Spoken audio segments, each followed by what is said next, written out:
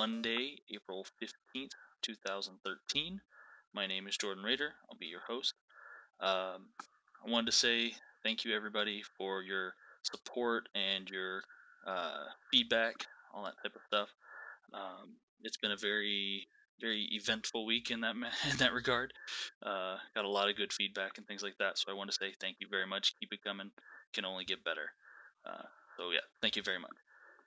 So last week I sort of talked a little bit about the MMO world and where I feel we're at the quote unquote golden age of MMOs, and we're we're at an interesting crossroads. I feel um, in in sort of what's going on, what games are coming out, things like that, and and I kind of wanted to talk about a couple of the MMOs that are going to be coming out soon that I feel are sort of moving us in that direction. Um, there's three that I'm really concentrating on right now. One is the Elder Scrolls Online, which I think everybody's concentrating on. It's like the next big thing. Another one is Final Fantasy 14. I'm really excited about that. And last but most definitely not least is Wildstar. Wildstar was sort of unknown to me at least, and I try and keep track on all this stuff until a few months ago, really, before I really started digging my teeth into it and seeing all the different stuff and stuff like that.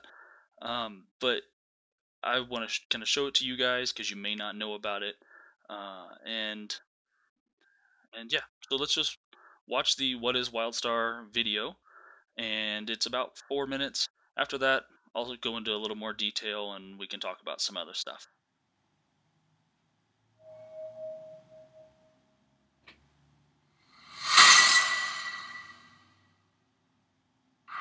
Legend tells of the mysterious planet Nexus, once inhabited by the hyper-advanced Elden, who disappeared from the galaxy long ago. Where is this lost world? What mysteries and wonders would be found there? And does it conceal ancient technologies and forbidden magic of awesome, unimaginable power? Guess what? You're gonna find out, Cupcake. Nexus has just been discovered, and things are about to get real. Welcome to Wildstar. When someone finds the most legendary planet in the universe, you can be damn sure that everyone's saddling up their starship and blazing a trail to get there. On one side, you've got the Exiles, a motley crew of refugees, outlaws, and mercenaries. On the other, the Dominion, a powerful interstellar empire that prides itself on kicking ass. Throw in a bunch of the weirdest, wildest, and most ruthless races this side of the event horizon, and you've got an explosive cocktail just looking for someone to party with. You ready for a fight? Oh, yeah. Face off against dangerous alien organisms, killer robots, and savage natives, using skill, movement, and some old-fashioned backbone to smash your enemies to smithereens. Whether your arsenal is big guns and bullets or supercharged magical spells, you'll be cracking skulls and making corpses in no time. Well, stakes not high enough for you? Then you and some of your most bloodthirsty friends should double down and buy a war plot. Then outfit it with enough firepower to blow a hole in the space-time continuum. When your death fortress is complete, go to war against your enemies and earn rewards so epic your head will explode like a supernova. Boom! Taming a hostile alien world ain't gonna be easy, so choose a path and start taking care of business. As a soldier, scientist, settler, or explorer, you'll be facing Nexus head-on with custom content and rewards that make it your kind of adventure.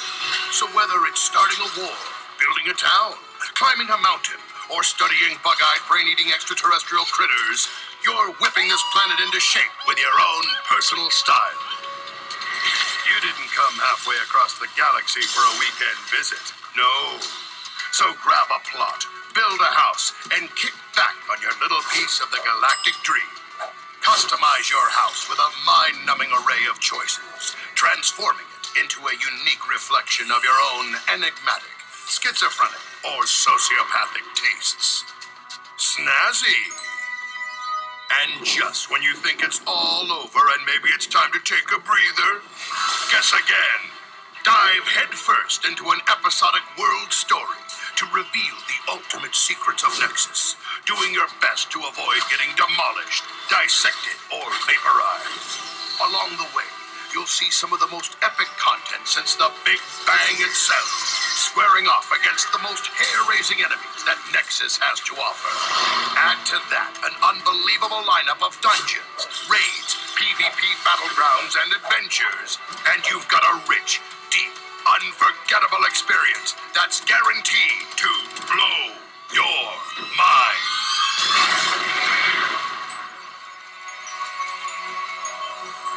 Wildstar.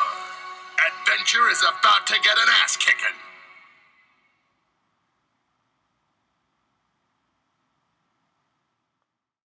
So there was a brief overview video of what Wildstar is, and sort of some unique things about it. You could probably see their sense of humor and things like that. Um, People have criticized the cartoony graphics in it. Uh, Not really a big problem for me. I mean, I did play WoW for 7 years, and I kind of like those graphics. They actually give the game a sort of longevity when you don't have the super realistic graphics. You know, because as soon as the graphics engine start to change and stuff like that, then those graphics start to look outdated. Where the cartoony graphics tend to not get outdated as fast because they're already sort of dated, with air quotes there. Um, so the couple things I wanted to elaborate on that the video doesn't really go into. One is housing, and the other is paths. Paths are kind of a unique concept that WildStar is bringing in, and they have this whole cool concept anyway. They basically want you to do what you want to do, and the paths play into that. So there's four paths. Four paths. You have the soldier, the settler, the scientist, and the explorer, and they all sort of have different roles. And once I think you get to like level 10, something like that. And once you get there, you pick a path, and that changes the percentage of quests you get, depending on what you pick. So you pick soldier, you're going to get more kill stuff, or use this device to go blow something up, or defend this flag, that type of thing. If you pick if you pick settler, then you're going to have what they call social quests, where you can set down a bonfire, and everybody who uses that bonfire gets a buff, and you get XP.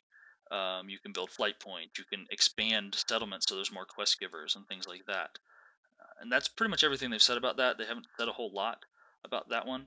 And then there's the explorer, that basically you get quests like go climb that hill, and once you get to the top, you place a banner, you get XP, and you can find different stuff, and they get things where they can actually travel through these underground tunnels through zones and things like that. And when they do, they they can move faster. There's no enemies down there, stuff like that. So you can team up with an explorer. Everybody can go down this tunnel, fast travel across the zone, and then pop up, and you didn't have to fight any mobs to get there and stuff like that. So they allow for easier transportation in that regard. And then the scientists, they basically are sort of a combination of a couple of them. They get quests that are like go collect 10 herbs, or go scan that crystal, or go kill 10 mobs and take their brains and scan them, things like that. And they get abilities and buffs and things like that that go along with those. So they might get something where after they've scanned 10 brains of some alien, they now deal more damage to that alien or something like that. Just little perks that they get, and all the paths give you perks as you advance through their sort of quests and things like that. And the other thing I wanted to talk about was housing. Housing in this game is absolutely ridiculous. Um, if anybody played EverQuest 2, it's like that, only 10 times better. And it's basically you get items to put in your house when you're questing, when you kill mobs, when you raiding. There's rumors that there's going to be a crafting profession that can make items and things like that. Inside your house, you start out. They said you start out with like a little campfire and a tent, and then you can buy bigger and bigger and bigger houses, and you can fill them with all sorts of stuff. You can put stuff anywhere. You can put stuff on the roof. You can put stuff over here. You can stack different things together to make other things, and all kinds of crazy stuff like that.